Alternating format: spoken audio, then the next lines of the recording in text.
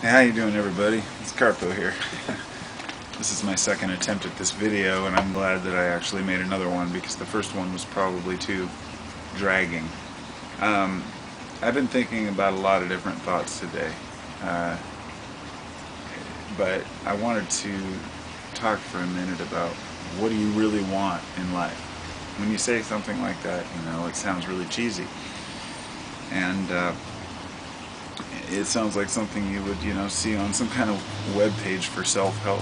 What do you want in life? But the question remains, what do you want in life? And so only going to approach one side of this, which is the spiritual side. Um, I was thinking about how, as a Christian, prays and goes to church, whatever they do,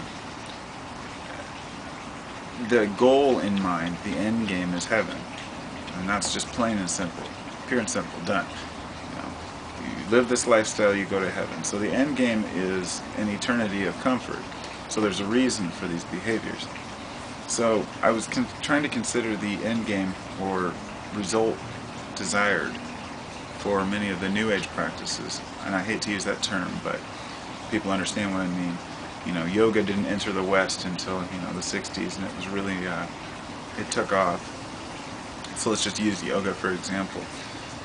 Beyond the stretchy factor or the exercise factor, what is a person trying to attain in, let's say, yoga or a particular type of practice?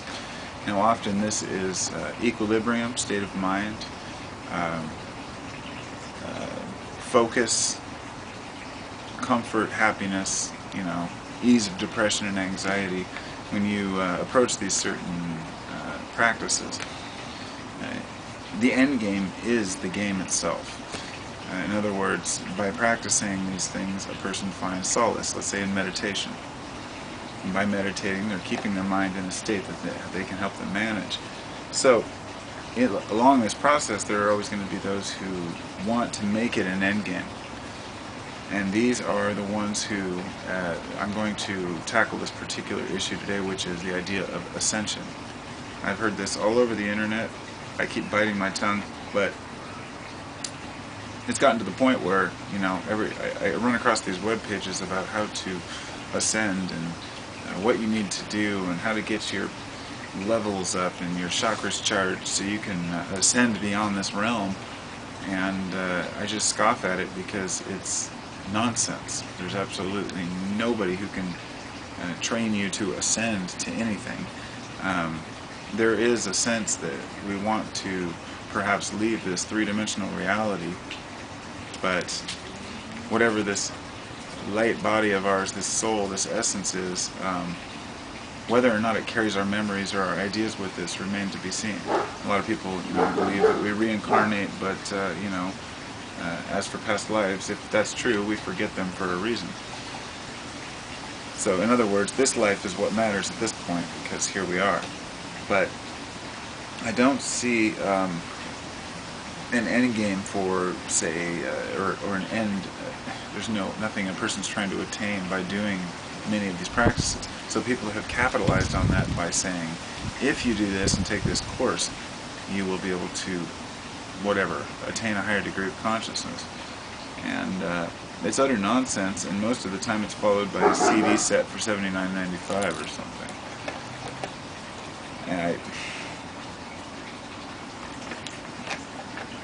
so, it's not about ragging on any particular practice. It's about trying to pick out those people who are ruining it for the others.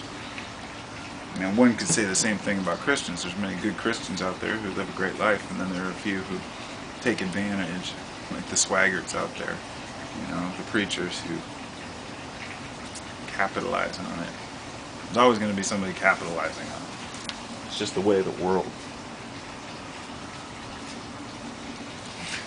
And the world we live in is a world of money, and that's just how it is. So what's the end game for me? I guess I could sum it up with observation. The reason why I do the things I do and learn and study and do whatever practices I do are because I want to acknowledge my consciousness to better observe things around me. And today I was doing some maintenance on my garden, and I had these big old buds on this plant, and there was these kind of like bud rot spots, and I looked closer and there were caterpillars living in my bud. So I had to get the caterpillars out there, and I thought about them nestled in their little home.